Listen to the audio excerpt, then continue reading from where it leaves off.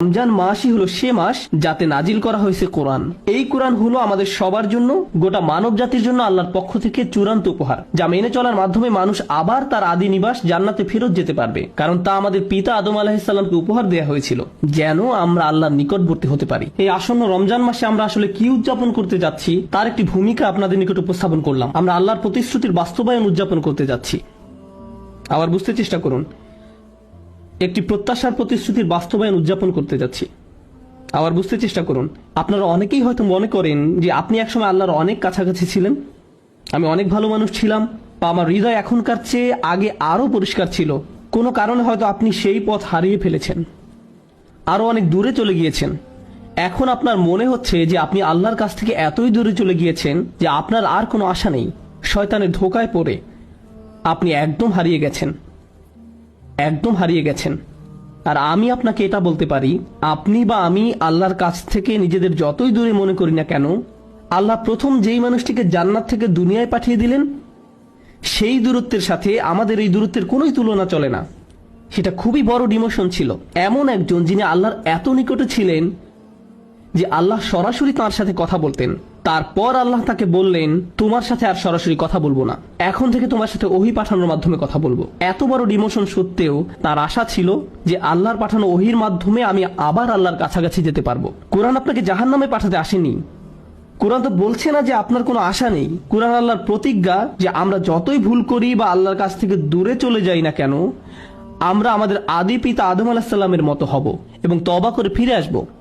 আমরা আমাদের আদি পিতা আদম আলাইহিস সালামের মতো হব, আমরা কখনোই ইবলিসের মতো হব না। ইবলিস আর আরবিতে আবলাসা ক্রিয়ার একটা অর্থ হলো আশা ছেড়ে দেয়া। আমরা নিজেদের মাঝে আশা ধরে রাখব, আমরা নিরাশ হব না। আর যখন আপনি নিজেকে বলতে থাকেন যে আপনার জীবনের কোনো অর্থ নেই, আপনি খারাপ মানুষ, আমার কি বার করার আছে, আপনি যখন এমনটা বলা শুরু করেন, তখন আপনি আসলে ইবলিসের সুন্নত বা পথ অনুসরণ করেন। সে নিজেকে শয়তান হিসেবেই মেনে নিয়েছে, কিন্তু মানুষদের সুযোগ দেয়া হয়েছে। আমরা ভুল করবই। কুল্লু বানি আদম খাত্তাউন, আদম সন্তানরা প্রতিনিয়ত ভুল করে। খাত্তাউন শব্দটি খতিউন থেকে আসলে আলাদা। রাসূল সাল্লাল্লাহু আলাইহি ওয়াসাল্লাম বলছেন যে আমরা ভুল করতে থাকবো, কেবল একবার না, ভুল করাতে যেন আমরা আসক্ত। খাত্তাউন শব্দটি খতিউন থেকে আসলে আলাদা। আর তারপরও ভুল করতে থাকা মানুষগুলোর মধ্যে তারাই উত্তম যারা আল্লাহর কাছে বারবার ফিরে আসতে থাকে। এই মাসে আমরা আল্লাহর নিকট প্রত্যাবর্তন করার সুযোগ উদযাপন করব, কারণ এই মাসে আল্লাহ তার দড়ি দুনিয়াতে ফেলেছিলেন, কোরআন নাজিল করেছিলেন, যা সব সময় আমাদেরকে তার সাথে সম্পর্ক যুক্ত রাখে। যখন আপনি কাউকে খুব মিস করেন, আপনি তাকে কল দিতে চান, তার কণ্ঠ শুনতে চান। মৃত কাউকে আপনি যখন মিস করেন, তখন হয়তো তার কোনো ভিডিও ছেড়ে দেন, হয়তো আপনার মারা যাওয়া বাচ্চার হাসি দেখার বা আপনার বাবা মায়ের কথোপকথনের কোনো ভিডিও দেখেন। মানুষের যখন প্রিয় কারো স্মৃতি মনে পড়ে, সে তার সাথে কথা বলার জন্য উদ্গ্রীব হয়ে পড়ে। আল্লাহর কাছ থেকে আমরা যদি দূরে চলে যাই, তখনই আমাদের তার সাথে কথা বলা আরো বেশি প্রয়োজন। আমরা তার কথা শুনতে চাই, আর সেটি হলো আল্লাহ আমাদের দিয়েছেন। এই রমজান মাস জীবনের এক মহা সুযোগ। এই মাসটি এতই সুন্দর যে যেই ইবলিসের কারণে আদম আলাইহিস সালাম ভুল করেছিলেন, এই মাসে আল্লাহ তাকেও শিকল দিয়ে আটকে রাখেন, শয়তানকে সরিয়ে রাখেন, যেন আমরা বিভ্রান্ত না হই। এখন আল্লাহর কালাম এবং আমাদের মাঝে আর কোনো বাধা নেই, ফলে আমরা সহজেই কোরআনের সাথে যুক্ত হতে পারবো। সুবহানাল্লাহ। আজকের খুতবার শেষে এসে আমি এই মাসের অন্যতম একটা শ্রেষ্ঠ উপহার নিয়ে কথা বলতে চাই। রমজানের আয়াতের অনেকগুলো উপহারের কথা উল্লেখ করা হয়েছে, আমি শুধু একটি উপহার নিয়ে কথা বলতে চাই। আশা করি আপনি এই সুযোগ পরিপূর্ণভাবে কাজে লাগাতে পারবো। আল্লাহ আযজা ওয়া জাল্লা বলেন, ওয়া ইযা সাআলাকা ইবাদি আন্নী ফাইন্নী করিব, আমার বান্দারা যখন আপনার কাছে আমার সম্পর্কে জিজ্ঞেস করে, বস্তুত আমি রয়েছি তাদের নিকটেই। আল্লাহ এখানে বলেননি যদি আমার বান্দারা জিজ্ঞেস করে, তিনি বলছেন যখন আমার বান্দারা জিজ্ঞেস করে, কারণ তিনি আশা করেন যে এটা অবশ্যই ঘটবে। আপনি হয়তো আপনার সম্পর্কে আশাবাদী নাও হতে পারেন, কিন্তু আল্লাহ আপনাকে নিয়ে আশা করেন। তিনি রাসূল সাল্লাল্লাহু আলাইহি ওয়াসাল্লামকে বলেন, যখন তারা আপনাকে আমার সম্পর্কে জিজ্ঞেস করে, সাধারণভাবে আয়াতটি তো এমন হওয়ার কথা ছিল যে যখন তারা আপনাকে আমার সম্পর্কে জিজ্ঞেস করে, আপনি তাদেরকে বলে দিন আমি নিকটে।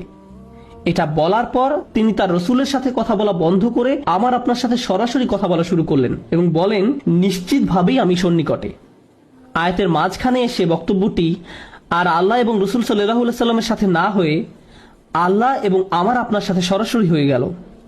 বহুদিন যাবৎ হয়তো আপনি আল্লাহর সাথে কথা বলেন না। আপনি যদি অনেকদিন কারোর সাথে কথা না বলেন, আপনার মনে হতে পারে সেও হয়তো আপনার সাথে কথা বলতে চায় না। আপনি অন্য একজনের মাধ্যমে তার সাথে কথা বলতে চান, আপনি তার সাথে সরাসরি কোনো যোগাযোগ করতে চান না। কিন্তু আল্লাহ আজ্জা ওয়া জাল্লা সেই দেয়ালটি ভেঙে সরাসরি আপনার কাছে আসেন এবং আপনাকে বলেন ফাইন্নী করিব। তারপর আপনার হয়তো মনে হতে পারে তিনি কেন আমার দোয়ার জবাব দিতে যাবেন, কিন্তু আল্লাহ বলেন উজিবু দাওয়াতাদ দাঈ, একটি মাত্র দোয়া করা হলেও আমি তার সাথে জবাব দেই, আমি সাথে সাথে তার জবাব দেই। যে দোয়া করে সে একটি দোয়া করলেও আমি সাথে সাথেই তার জবাব দেই। অন্য কথায় এই আয়াত আল্লাহ সে লোক সম্পর্কে বলছেন না যে ঘন্টার পর ঘন্টা দোয়া করতেই থাকে, বরং তিনি এমন একজন সম্পর্কে বলছেন যে মাত্র একটি দোয়া করেছে।